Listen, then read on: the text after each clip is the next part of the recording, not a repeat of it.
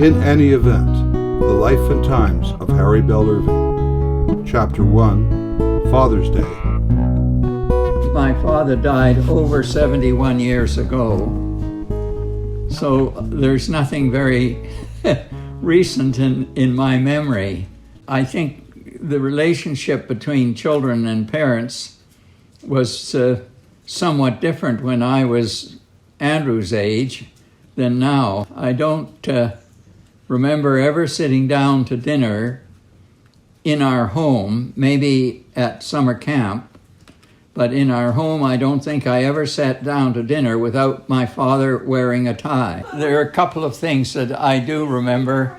One of them was that at Lang Bay, the outboard engine was, I think there were, in the beach, there were about 7 homes and only 2 of them had outboard engines.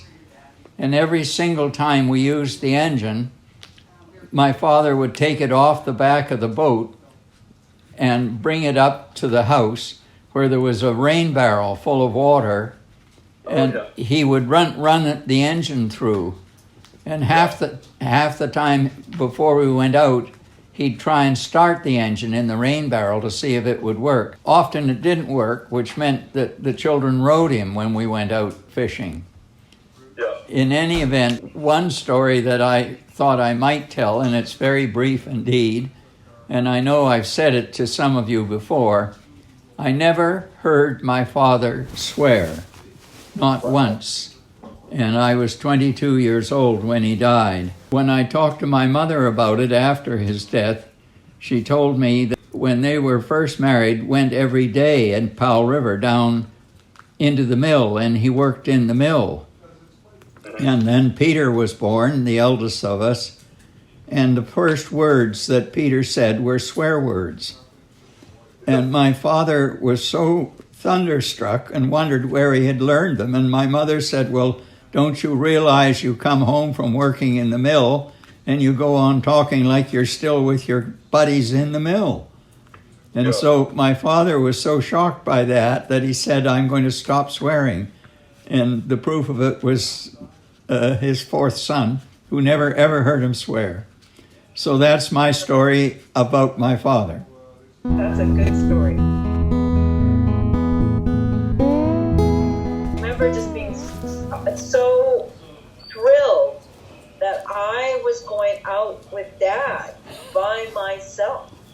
I was told you were all staying at home, and off I was going with Dad. Like, I didn't have a clue that I was going to the emergency to have my stomach pumped out. But I just thought, wow, I really scored, because even at whatever age I was, 2.5, 3, I realized that going out with Dad on my own without anybody else was like a huge, huge score. I remember standing somewhere with Dad, holding his hand, and we were waiting in a line, and of course everyone was really big and tall because all these adults. So I remember that, and then I remember the next scene is me in obviously a room, a big tiled room, and being put up on one of the beds by a very nice nurse. I remember her being quite friendly, and I remember Dad standing at the door. And I don't know if Dad was able to stand at the door, but I seem to recall that Dad was at the door when the nurse put me up, and then Dad couldn't come in. And I seem to recall that's when I started to howl, because I knew, like, oh, something's not good here. Something's up. My feeling like I outdid all my siblings by going out on the Dad on my own. This bed just wiped off the... Yeah, but thinking about swearing, one New Year's, I guess, it was after Christmas, we went to Vernon, and we stayed at the Tacubis on the lake there, and they had the skidoos, and of course, and Anthony Perks was with us, so it was Malcolm and Anthony. Sarah, you were there because you drove us up to Silver Star. I squished your finger in the door. Jan, you flew up, I think, later because you were at school. That's right. Anyway, the long short of it is we had these skidoos, and of course all that Malcolm and Anthony and myself, all we wanted to do was play on the skidoos. Well, the skidoos were one problem after another. They never would start up, and there was always something wrong. And thinking about swearing, we heard a lot of swearing from Dad when it came to trying to run those skidoos. Pretty hilarious. I remember that very well. Notorious badness, and I've got a story that kind of plays into that. But anyways, as growing up, I don't think we ever heard Mom and Dad swear, or for that matter, even fight. I mean, we saw Mom mad at Dad, but that usually defused once Dad arrived home. When I was about maybe 11 or 12, we went up to the Okanagan. Yeah, here we go. And we went to the Outback, which was owned by the Chasuis. Yep. Yeah. We were skiing at Silver Star. Anyways, the Chasuis had skidoos. I think about the second day we were there, we came back from skiing, or I don't even know if we went skiing that day. And Dad got the fucking skidoos out. And it didn't start that way, of course. They were, but it didn't take long. And I think in that afternoon, Dad made up for the 12 years that I hadn't heard him swear. Because, I mean, about all we heard was fucking skidoo. Anthony Perks was with us, and he was quite in shock. Anthony got on the skidoo, and there was only one tree in the whole yard. And Anthony managed to ram the skidoo into the yard, into the tree. I remember going, my dad going, what was that, or something. Anyways, I learned that day that my father knew how to swear pretty well. Very good at it. Anyways, that's my Father's Day story. Well done, Malcolm, because you missed, because Dad was saying how he never heard his father swear. Right. My story about eating a bottle of aspirin and going with Dad to the hospital. But then I had to tell him when we were in Vernon and skidoos. So Malcolm backs the story up completely. Oh yeah, those fucking skidoos.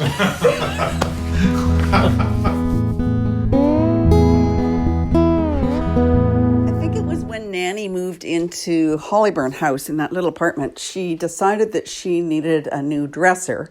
And Dad was put in charge of getting this dresser for Nanny. And Dad decided that we would get an IKEA dresser. So Dad managed to rope me into going with him because I also needed a dresser. I didn't want an IKEA dresser, but he promised me that we would go up and down Main Street and look for a used dresser for me, and then we'd go to IKEA and get Nanny this dresser. So we did that and got both dressers. Well, of course, the IKEA dresser comes in a flat box, and the whole thing had to be put together. So Dad thought that the best place to do that would be my apartment. So I agreed to that for some reason. So we headed over to my apartment. Well, it turned out that really what Dad wanted to do was watch the football game.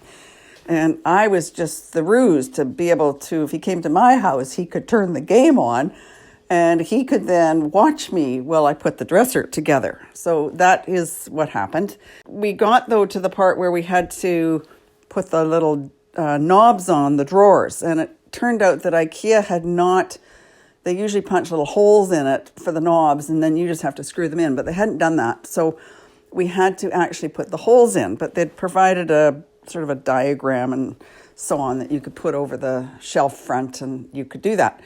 So Dad went home and got the drill, which Dad had a drill. And he came back and he decided that he wanted to actually do the holes because he thought he'd be good at that.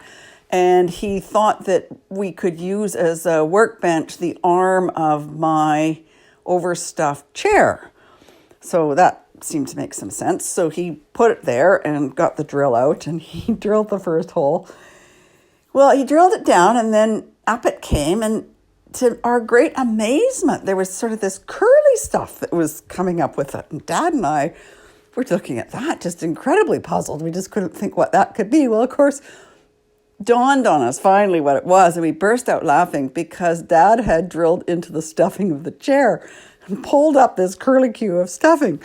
So we thought that was very hysterical, and we were a little bit worried about the chair, the arm of the chair, because we were worried we'd ruined it. But it turned out that when we removed all of our equipment and looked, we couldn't even tell where the hole was.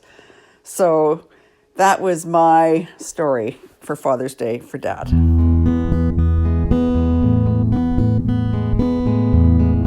The story I really want to tell is the story about going to the movies with Dad. Oh. And I don't believe Jan was there, but you could correct me, Jan. But for sure, Tori and Malcolm and I think it was a Sunday evening, and we were going to see a Shakespearean movie, a theater. But when we arrived, it turned out that the movie had changed between Saturday and Sunday, and it was now Goldie Hawn, there's a girl in the suit, or a girl in my suit. Yeah. And it was a restricted movie. So when we got up to buy the tickets, the lady at the box office was really quite put out that Dad thought he could bring his children to see this movie. And he had to sign a form listing his children's age. And in we went to the movie. And I remember Tori and Malcolm laughed at all the right spots in the movie. And when the movie was over, Dad made us sit in the seats until everyone else had left because he was so embarrassed that his team had laughed at all the right spots. And when we got, Mom was quite shocked, and I think was convinced that Dad knew that the movie had changed between Saturday and Sunday. We were not saying, Henry V or whatever. But instead we saw Goldie Hawn, There's a Girl in My Suit. I think you were about 10, Tori. Yeah. I admit that Goldie Hawn was a favorite of mine. Yeah, that's cool. That's what we used to watch Laugh-In. Yeah. Goldie, you like Goldie Hawn. Anyway, Mom was pretty suspicious that, in fact, the whole Shakespeare movie had been totally a ploy on your part. Yeah, I remember that well. And actually, this girl, it'd be funny to watch it now, because I think we just got to see her bum, Goldie Hawn's bum, if it was her bum. I mean, that's all you got to see. There's a lot of suggestion. A lot of suggestion and not much action. These stories were recorded on a Bell-Irving family Zoom call on Father's Day, June the 23rd, 2020. Told by Harry Bell-Irving, Tori Purdon, Malcolm Bell-Irving, Jan Bell-Irving, and Sarah Olivato. Produced by Jan Bell-Irving and Christopher Dahl.